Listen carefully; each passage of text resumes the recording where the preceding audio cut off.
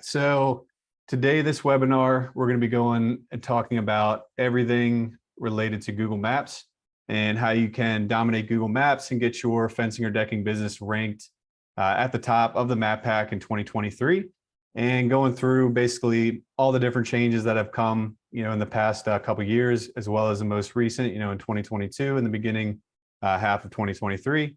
My name is Alex Danner, and if you wouldn't mind, just turn off your phone or any social media, anything that could kind of distract you during this call.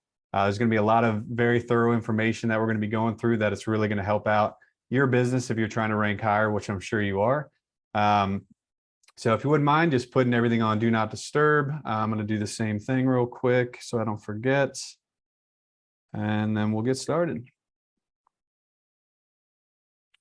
All right. So what we're going to be covering. First things, we're going to be covering the latest updates with your Google Maps listing or your Google business profile, as it's now renamed by Google from Google My Business. And then we're going to be going through the 5 biggest issues that could be preventing you from ranking in the map pack. And then our actual model that we use to rank businesses in the map pack. You can see it's called 3-pack, map pack, I guess a couple of different ways to say it. And then we're going to be going through some actual tools that you can use to help systematize and automate a lot of the heavy lifting, so it's a little bit easier for you and it's not such a manual process. But who am I and why should you listen to me? My name is Alex Danner, and I am the founder and CEO of Fence and Deck Marketers. We have been, we basically created Fence and Deck Marketers for a couple of reasons, but a big one was because getting good results from our legacy marketing agency with these specific types of industries, and wanted to focus on one, and also just really enjoy working with these industries and having experience in fencing myself. I know how hard the work is and how much effort it takes to put in a fence or a deck. I have a big farm in Pennsylvania where we have a lot of 10-foot high deer fence. So putting that in, constantly repairing it, I know it's some backbreaking work. So it's a lot of respect for people in these industries. But the business as a whole, Fence and Deck Marketers, this is what we do. All the entire team is working towards improving the rankings and getting more leads for these specific types of businesses. So this is what we're doing, day in and day out to help these specific types. And really our goal is to, help as many as we can, rank better, get more leads, understand digital marketing and implement it better for their business. So the overall marketing system that we like to implement, the omnipresence marketing system, is basically 3 main principles to it. The first one is going to be maximize opportunities. So to get more leads, more sales, more revenue, you got to have people actually contacting you to, actually go out for a call or to give an invoice. Sorry, not an invoice, an estimate. So you got to make sure your sales team is actually going out there and talking with customers, of course. And there's a lot of different things you can do. You need to have a lot of lines in the water. And you never want to rely on one sole type. So a couple different ways you can do it digitally, which is how all the stuff that we're focusing on. You want to make sure, of course, you have a good website, you're using SEO and, having Google ads, your pay-per-click ads, your local services ads, Facebook ads, social media posting. And then if you have some, offline things, putting up signs on the fences you build, yard signs, door knocking, things like that. Some of the tried and true, offline methods as well. So from there, you want to make sure people understand your brand or know about your brand, because the more people see you, the more likely they are to buy from you. That advertising rule of 7, you probably heard it, it's pretty old. People need to see your brand at least 7 times before they buy from you. But now, as constantly just being bombarded with social media and different advertisements everywhere you look on your phone, they now say, research says it's like 7 to 21. So that point being, especially because everyone's online anyways, you got to have all your digital marketing up to snuff, because without it, people are not going to understand your brand, and they'll go to the guy that they have seen around and, have built that trust from those different touch points that you have. You can also do offline things, doing billboards, flyers, things like that. Those are anything to really get your brand out there. And then once you have actual people coming to you, they understand your brand. You need to maximize the actual conversion, because until you actually convert them to a paid client, it doesn't really matter. So a lot of ways to do this, but a big one that we like to focus on is through your website. So you kind of want to look at the whole customer journey, and once they actually get to your website and they're ready to move forward, you want to make sure you point them in the direction that you are looking for. Whether you want them to give you a call or a contact form submission. Got to make sure you point them in the right direction. That's going to help you convert the best.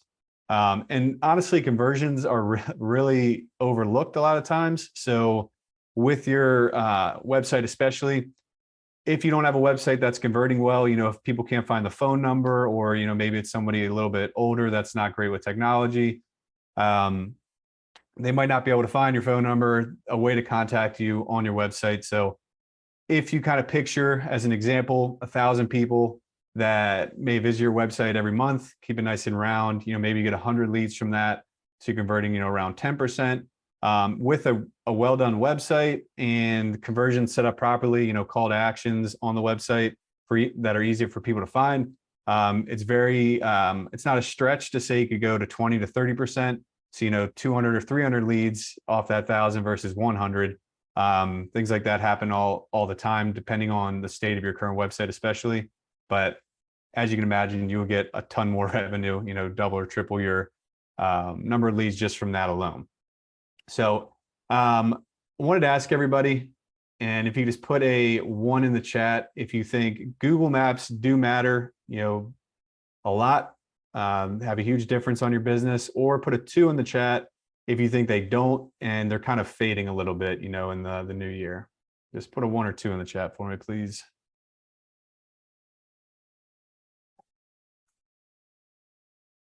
All right, you got a couple 1s. All right. So we got 1, 2 from Jennifer.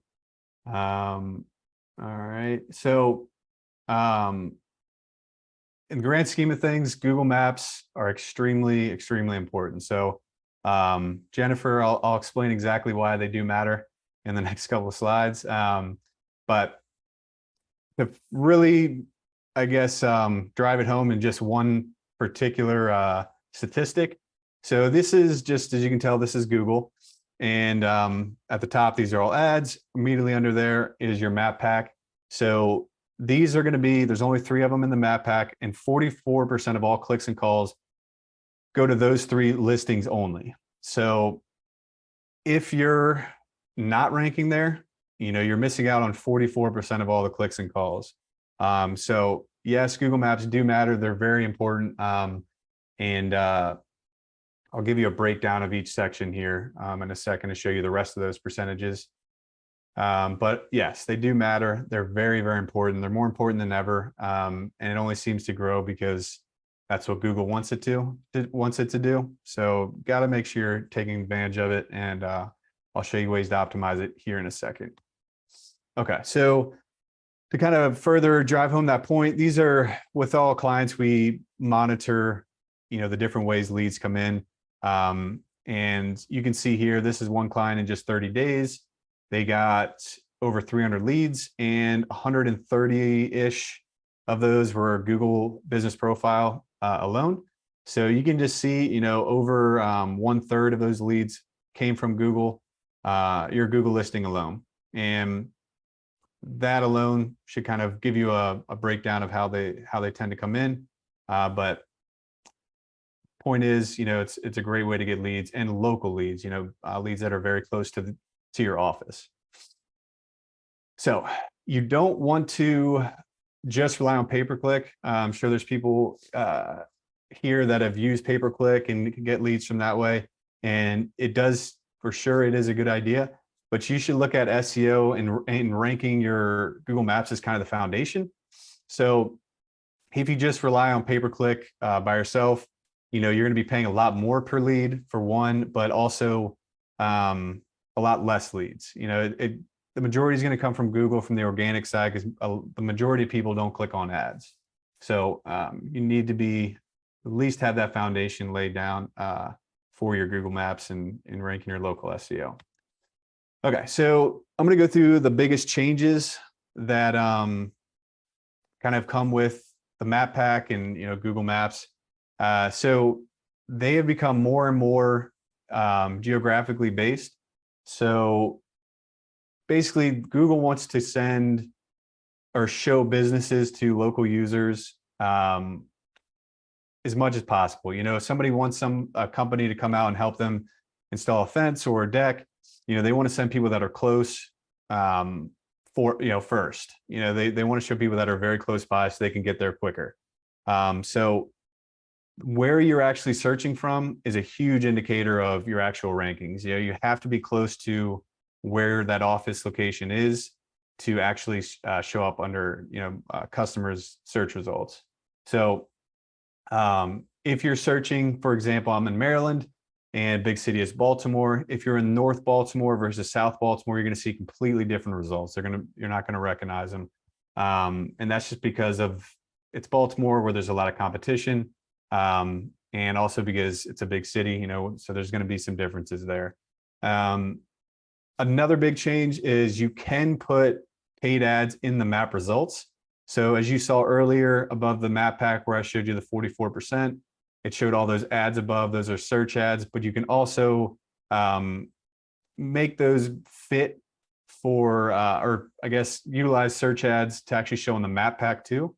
And that's just really important because it honestly doesn't look as much like an ad. So I think that's why you get a lot more clicks. And it's just another way to display versus the search ad, which can turn some people off. Also, Google Local Services ads, they are live for many major markets for fencing companies. That's pretty new. It wasn't always a separate category for fencing companies. With deck companies, you can, but it's under the category general contractor instead of deck builder. But the fencing ones is, like I said, it's brand new. It's something everybody should be trying out because it's very low cost per lead right now, and that's just going to go up over time. But for right now, it's a really good source of leads. And your Google Local Services and your Google Maps, if you have both of them, it's a great way to just display twice on Google and kind of own that first page. So if they see you twice there, you're more likely to get the lead, especially if you have good reviews, which we'll talk about here in a second. And then you got to make sure when you do get verified for your Google listing, your Google business profile, the verification process has gotten very difficult lately, and it just keeps getting harder and harder because Google wants to knock out fake listings and people that are just trying to spam. So we've seen you have to do videos or take pictures. A lot of times it's a video. Sometimes they do postcards as well, but video, you might have to go and show yourself unlocking the door to your business location or one of your trucks that's got stickers. I'm forgetting the actual word for some reason, but actually turning the key and going in there, that's going to tell Google, okay, these guys actually own these trucks. They own this building. This must be, their actual business. So it gets a little bit trickier. But to kind of show you a real example, what I was talking about earlier with Baltimore, North and South, this is Baltimore and then Arbutus, Maryland, which are very close together. It's about 10 minutes away. If you search in these two areas, it's just completely different, get completely different results there.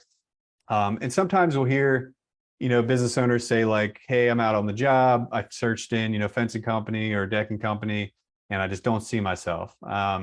And, the first question we always ask is, where'd you search from? If you're, say your radius is 50 miles and you're 20 or, sometimes even 10, you're not going to show a lot of the times, unless there's just barely any competition and you have really good SEO. So you always got to check where you are, when you check your rankings. That's why we have specialized tools to check this to make sure it's accurate. Because if you're just kind of searching all over town, you're going to get results that are different every time. So top of that, let's see. Okay, so on top, I guess to go along with that, if you have a location that is not in a prime area, you may, if it's possible to move it, it's usually a good idea. It's usually worth the cost to do so, because if you're within the target area where your target customers are, you're going to get a lot more leads. And I'm going to actually go into more detail on that in a second. Okay, so this is the full breakdown of the search results page. It doesn't always look like this. A lot of times you won't see one of these or multiple of these. For any fencing related keywords, the ones we want to rank for, we'll pretty much always see the map pack, as you can see right here. But to kind of break down the percentages, because we already know about the 44% to the map pack, but in the local services ads, these get about 14% of traffic.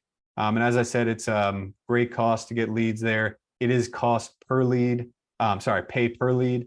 So if you, like somebody clicks on your listing but doesn't call you, doesn't reach out via form, Google's not going to charge you. Whereas cost per click, if they click it, they're going to get, you're going to get charged for that. And also you can dispute it. So say you're like, hey, I only want fencing jobs, and some reason you get a decking one, or somebody calls you for a roof or whatever. You can say like, hey, I don't want to see these types of jobs. I told you I didn't. Give me my money back. And they will. And they're really good about that. So top of that, you also have your Google search ads, which is right underneath there. These are going to be your most expensive way to make your phone ring. You can get a lot of fake clicks, but they do work, and you can be very targeted with them. So you're going to be more limited, extremely limited with the map pack, the organic results, but with Google Ads, you can pretty much go wherever you want, which is a huge, huge advantage. And then underneath the map pack is going to be all your websites, where you do have to compete with the big companies like Angie's List or Home Advisor, Better Business Bureau, Yelp. They all spend millions and millions of dollars to rank their websites there and generate that lead flow. So you just got to kind of look out for that. But it is possible. You can rank for these different cities on your website pages as well. So with proper SEO, utilizing the ads, you have a lot of ways to show up. So you can account for all the people that click in these different areas, which is kind of the point. And that's also kind of going into the whole omnipresence marketing system we like to use.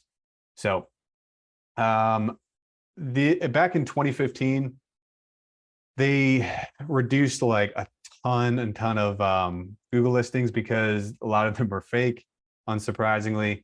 A lot of people were just creating, going to UPS stores and creating fake Google listings, so that way they could show up there and then rank and get more jobs. And back then it worked, and it worked pretty well. But eventually, anything that's cheating in Google's eyes, which is most of these things that they catch on to, we can pretty much see coming if they don't make sense. If they're just fake, spammy ways, you can, they'll basically figure it out and kind of screw you over. But on top of the listings, they're trying to get rid of fake reviews too. So let me know if there's anybody out there, if they've seen, or type review in the chat if you've ever had trouble getting a review to show up on your listing. You ask a customer and then they said they left a review. You go there, you don't even see it, and you're wondering what goes on. Just put a review in the chat if you've ever seen that.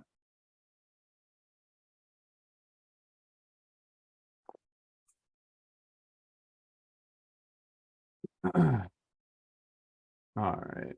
Okay. We got one review. So that does happen a lot. We hear it all the time now. They're very strict with how the reviews come, because of course people are using fake ones. So sometimes they might get stuck as well. They might get stuck for like a few days or a week or even a month later, and then out of nowhere they just pop up. So you just kind of have to be careful, because you just want to obviously avoid fake reviews, but you might have to get a little bit clever on asking for the reviews. Even the Google link that you send to people we've seen have problems. So a lot of times if you can tell them kind of like how to find you and then click on review, those seem to always work. But yeah, all these old strategies that were very spammy, they just don't really work with Google anymore, which is fine, because you shouldn't be doing those anyways. And there's plenty of ways to get the results without that. Okay, so what could be hurting your rankings on maps? If you don't have an office in the city you're trying to target, you're for sure going to have problems ranking. So there's these things called, there are these things called service area businesses, and those are basically not going to display your actual address. It's another form of your Google business profile. They give you that option to call it a service area business. If you do this, you will get worse rankings. You're not going to be, your SEO is not going to be as effective if you didn't have it. So you want to make sure, best case scenario is have a separate office somewhere that's within the boundary that you want to rank in, where your target customers are. And it's something that's really important and something we learned along the way that you really want to make sure you're paying attention to is if you're, we've seen offices or houses or business that, say that they're in Baltimore, their address is Baltimore, Maryland. And when we type in Baltimore, Maryland on Google Maps and look at the, they basically do like a red dotted line around the city limits. And if your actual business, even though it says Baltimore, is not in those boundaries, Google will derank you big time. And it gets you in, it creates a lot of trouble. So you always want to make sure if you do have an office that it's within those boundaries, it'll be a huge difference. And if you don't have one, there is small office space that can be pretty cheap, 200, 500 a month that you can rent, within these areas. And if you pick the right target location, it's called 500 a year, so 500 a month or 6,000 a year. If you're in that right geographical area, it's very, very far from a stretch to think you can get, 3 to 5 new fences or decks that would pay for that new office. So it's something worth looking into. You don't have to make it like crazy, all set up perfectly. You might have to get a sign or, put a phone number there. If you have questions on that, let me know. It doesn't have to be like, oh, we need to move everything there. You just want to make sure that Google knows you have an office for yourself there.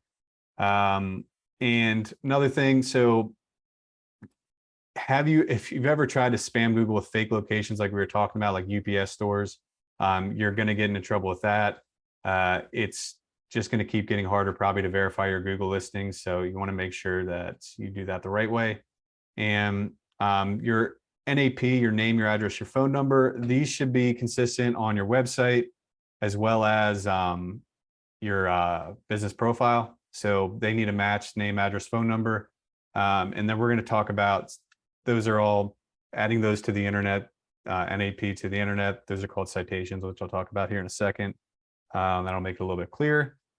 But this is one you've probably seen before. If you spam your city in the company name, so like say you're called ABC Fencing Company, and then you do dash Baltimore, Maryland, because you want to rank in Baltimore, that can get you in a lot of trouble, and it's kind of common. Or we've also seen like ABC Roofing, or sorry, ABC Fencing, fence replacement, vinyl fence, wood fence on the title. I guess that has worked, but it's only a matter of time. If you haven't already, you're going to get in trouble with Google. They're going to shut you down. So you want to make sure you're not doing that. And the big, huge thing, especially now, it's only growing in this direction. With your reviews, you need to make sure you have enough of them across the internet. They're basically, a crazy statistic that I found that still shocks me is 80%, I think it might be over 80% of people trust online reviews more than their friends or family's opinion. So they must not really trust their friends or family, but I guess it does make sense because you're getting a lot of feedback from there, not just one person's opinion, especially if you don't trust that friend or family member that much. But just knowing that just shows you how important reviews are for trust's sake, but also in Google's eyes. They want to show that a lot of people are saying your business is great. That's only going to help you guys rank too. So a key part because people will ask, do I have enough reviews? How many reviews do I need? The question, or the answer to this question, like so many other things, is it depends. So if you are a fencing decking company, searching from your office, just type in there and just look at the competition. So if you're sitting in your office, type in fence companies near me and just see the competition out there. If you see everyone's got 40, 50, or 100 reviews and you're sitting at 20, obviously you need to get a few more reviews. I would say like having 30 or more is kind of the minimum. You don't want to have less than that. So make sure you're getting those up. If your competitors say they all have 100 reviews or more, get it up there, but you might see somebody that has like 500 or 600 reviews and it might be very hard to catch them. I would say in those situations, if you have over 100, you're going to be in kind of the same ballpark, especially if they have like all 5-star reviews, which we see sometimes. Surprisingly enough, having like 4.7 to 4.9 actually looks better than 5 because, they can tell or they know some bad things are going to happen in business. So they kind of expect that rather than everything just looking so perfect. So let's keep going. All right, so this is kind of our proven formula to get in the map pack. Of course, you need to claim and optimize your, and I'm going to go through these in more detail here in a second, but you got to claim and optimize your Google business profile. You have to build citations, which I'll talk about here in a second. I know I've left that kind of vague so far, but then you need a lot of reviews, actual reviews, not fake ones, and then on-page optimization.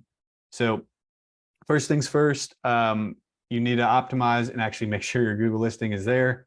If you don't have it claimed, you want to make sure you go out and do that as soon as possible. Sometimes it might be out there and you just don't claim it and just you're waiting for a competitor to do it, or maybe an old employee did it. Make sure you know the login to it, and make sure the company name is actually what the company is. So, not adding the city name in there, not adding keywords, things like that. Just use your business name. It's the right way to do it. And obviously your address, your website, your URL, put that in there. You want to have a local number. Best not to use 800 numbers or toll-free numbers. Definitely no PO boxes or UPS stores for your address. Use an actual local address. And then photos. These are getting more and more important too. Having pictures of the actual team, not like stock photos, jobs that you've done, pictures of yourself, the owner, the staff, any of your wrap trucks. And that's what I was trying to say earlier. And any kind of equipment. You can upload pictures for like your coupons too, if you're offering some kind of deal. But the more that they see like, okay, this is the owner, this guy looks trustworthy, or this woman looks trustworthy, it's going to help you close or get that call, right from the beginning and kind of start the relationship off right. The service areas are a big piece of this too. So you got to let Google know where you want to go. And you can do this without being a service area business. So any city you're willing to go to that needs to be in the map pack, or sorry, not the map pack, your Google business profile, listed all there. Make sure the hours of operation match and match the website, and then your services. So everything that you could possibly do should be on your Google listing every type of service. So if you're doing only certain types of events, maybe you're only doing vinyl, wood, chain link, you're not doing commercial stuff, make sure to put that on the listing. All right, so these are just kind of the steps. It's a pretty easy process, but if you haven't created your Google listing, and you'll see it says Google My Business, but they've renamed it to Google Business Profile. I still sometimes forget, but you want to make sure you choose the business type, the category. So you can have multiple categories. If you're a fencing company, that's what we primarily do, put fencing company. If you're fencing and decking, you might want to decide which one you want more of, because it is important to set that primary category first for the jobs you want the most. But then there's a million other categories you can pick there if you offer those services too. And then this is the service areas we were talking about here, make sure to put in the different cities that you work in. All right, so phone number, that's pretty self-explanatory, along with the website. Put your address in there, make sure it's a local address. The services, put every service you could possibly think of. You can see they get here: vinyl, aluminum fence installation, wood fence installation. If you do pet fences, things like that, put all those services there. and then make sure the business hours match, and turn on messaging if you'd like to. You just got to make sure somebody's monitoring this. If you're the owner and you're doing these messages, you might want to be a little careful. You don't want to not be there when somebody types one in. But those are kind of steps there, along with the business description. So I think they give you 750 characters. With this description, you want to make sure you be very thorough. A lot of times people have very short descriptions that are only like 100 or 200 characters. And with doing that, you're kind of missing out on some SEO power. So write a real thorough description that kind of explains and highlights the accolades of the business, everything that you guys do, and that will be all you really need to do for the business description. And then this is where you add your photos of your work. You really should be taking pictures of each job, and that way you can upload them here. There's a lot of cool websites out there that'll help you keep track of it. Company Cam is one we see used pretty often. And then you can see here, sometimes you will get the option to claim a free advertising credit. So that way you can get $500 towards ads. So make sure to do that if you haven't already.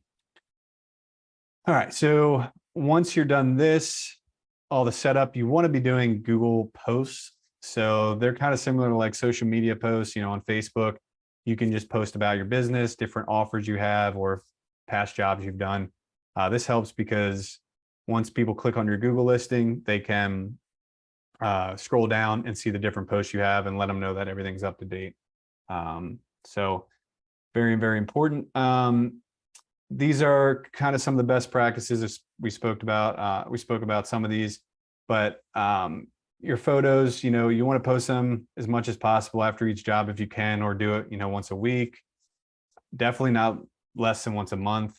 Preferably more than 30 days on your Google post too, and respond to every review. So this is a big one. If you get a negative review, I'm sure everybody's seen where you get a review that just doesn't make any sense. You've never seen the person, they're not in your CRM, have no idea what happened, and they leave a bad review. It's hard to take down these reviews. You can try, and there's some ways to do it, but at the end of the day, just kill them with kindness. Never get on a shouting match online. It's just going to end up hurting you later on. So always just respond positively there. And then if you get positive reviews, which are going to be most of them, you want to make sure you actually include keywords in there if you can, while sounding organic. So if you're somebody who says, thank you so much, ABC Roofing, you guys did a great job. In your response, you can mention fence, say, thank you, Mr. and Mrs. Customer. We're so glad you love your new fence, something along those lines.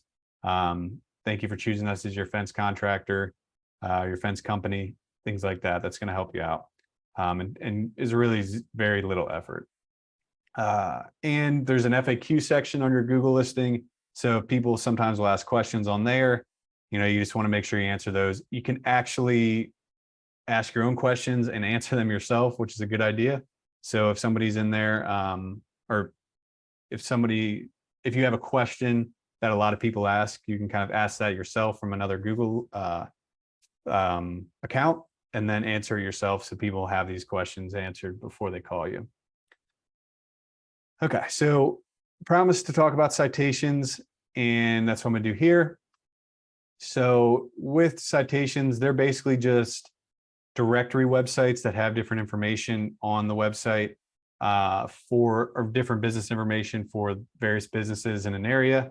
Common example, Bing is one, Facebook is one, Yahoo, City Square, City Search. There's a lot of them out there, and these basically just display business information. So one of the first things that Google does is go out and check these websites and make sure the NAP, the name, the address, the phone number, matches your website and matches your Google listing. So if they're just completely different, they're showing a different address or a different phone number, Google is going to be hesitant to display that because they only want to show the best information to people. So very important to do that. Also, you don't want to have any kind of duplicate listings. Sometimes those get created accidentally. You want to make sure you check those and delete them. You can have multiple Google listings if you have multiple locations. So if you actually have physical addresses in multiple areas, you can create multiple listings. and do it that way. You just want to mention it on your website too.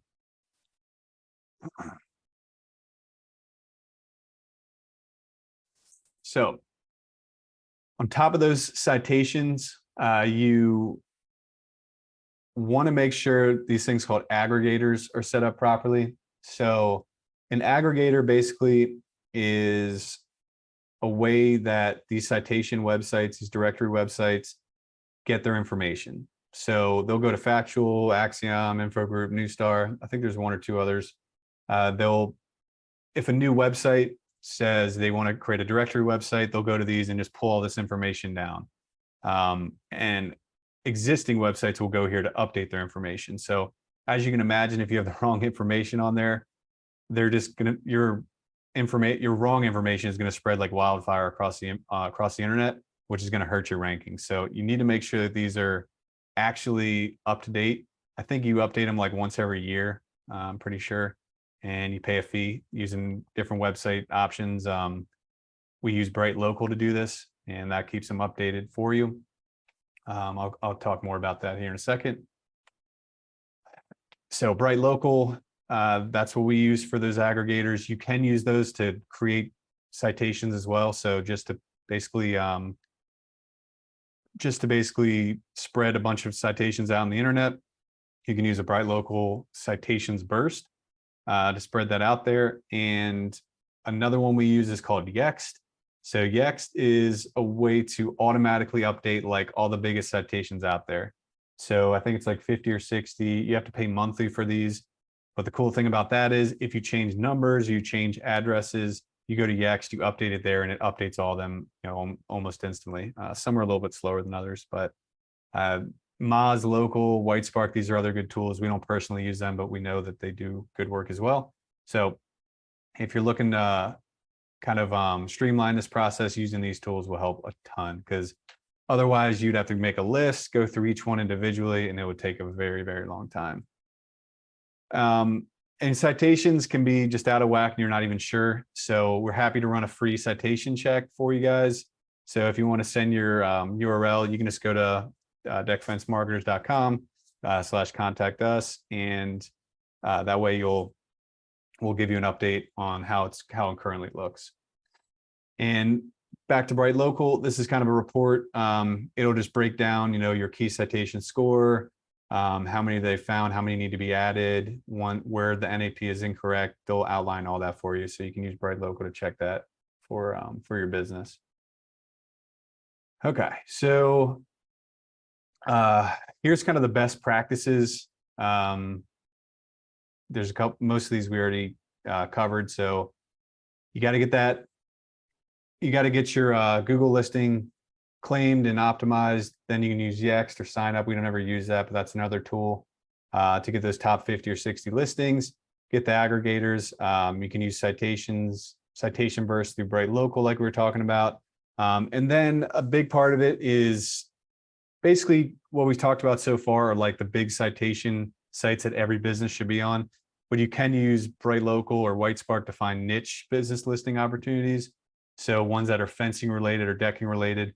After you get those big 50 or 60, main citations, you want to get niche ones. That's going to tell Google there's going to be positive ranking signals, to help you out. So you want to make sure you look at those once you have the big 50 or 60 done, and you can use those tools to do that.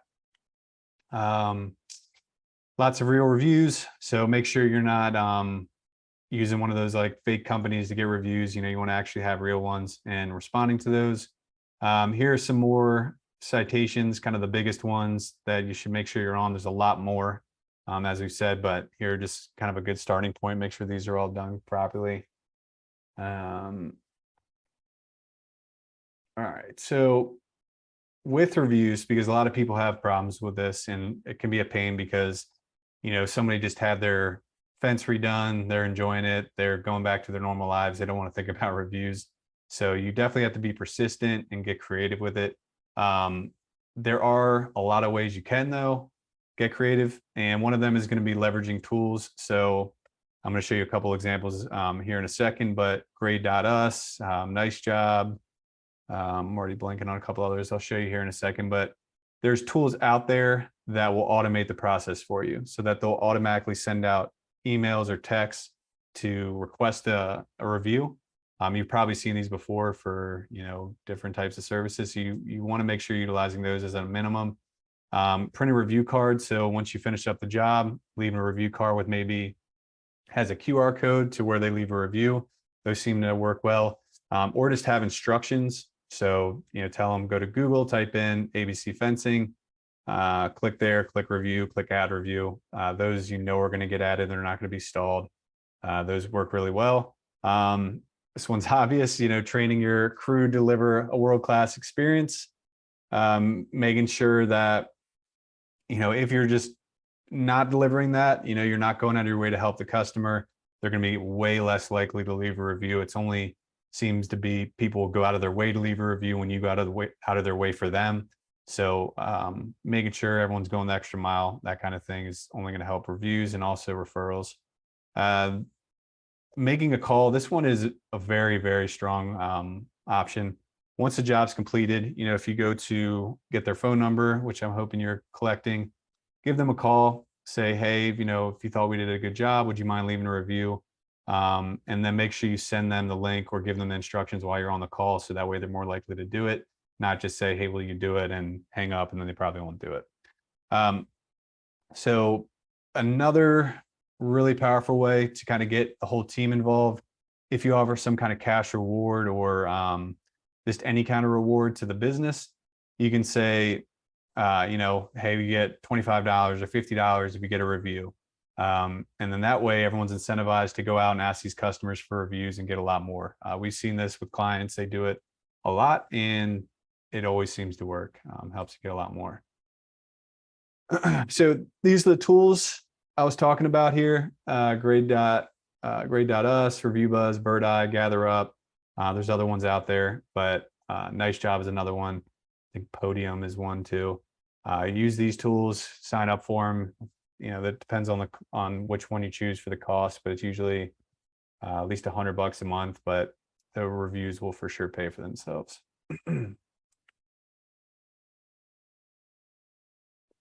All right, so on-page optimization is kind of the next one. So you can have your Google listing set up perfectly. You can have good reviews. You can tell them all the services you're doing, but if you don't represent that on the website too, you're not going to get anywhere close the results you're looking for. So a big one, if you have a website and you do every kind of fence, let's say, or even if you just do a couple, you do vinyl, wood, chain link, aluminum, picket, you create picket fences, commercial fencing, maybe do gates. The last thing you want to do is have like one page that just says services and then you list them all out.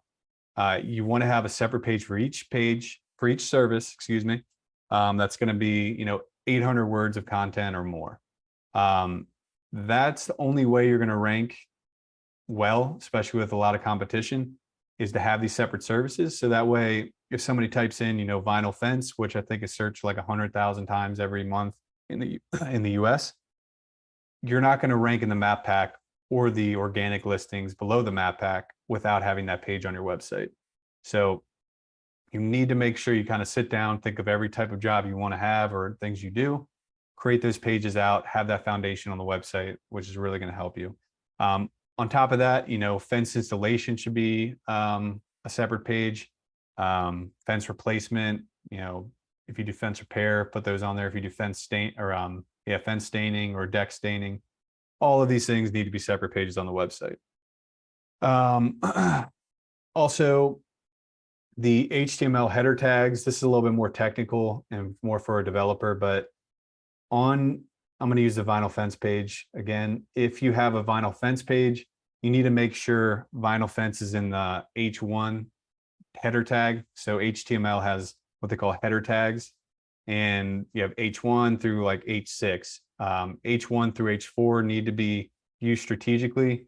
H1 only displays once, H2, H3, H4, they can be displayed multiple times, but you want to include the keywords you want to rank for in there. So as an example of the H1 tag, you could say, Premier Vinyl Fence Company or installation company in Baltimore, Maryland. That could be your H1 tag.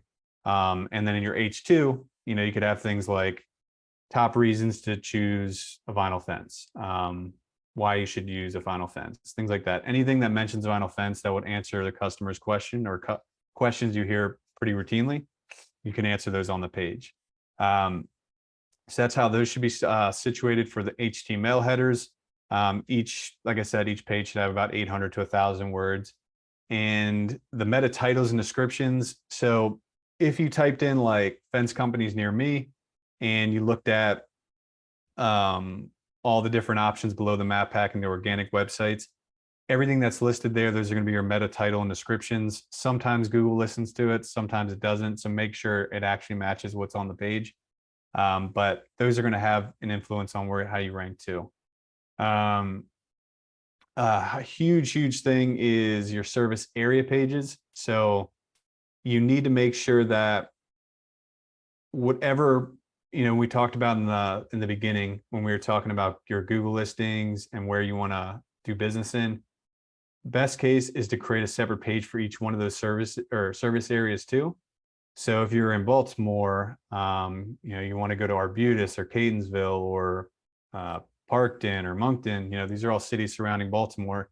You want to make sure you have a separate page for fence company in Moncton, Maryland, Premier Fence Company in Arbutus, Maryland. These should be separate pages on the website that you link to, because if you remember, underneath the map pack, which is about 44%, I think it's like 30-ish%, something like that, is going to be those organic listings. So if you display down there, that's going to be a lot more opportunity for you to rank. And since you're not going to be able to rank in a faraway city in the map pack, you can use these website pages to do that. So really important to do that. And we already talked about this a little bit, but your NAP should be on the website. It should be in the footer of the website, and it should actually link to your Google Maps listing. So Google wants to see that not only do you have that address there, but it's linking to the actual Google listing too. Local schema code is very technical. You'll have to use a developer for that.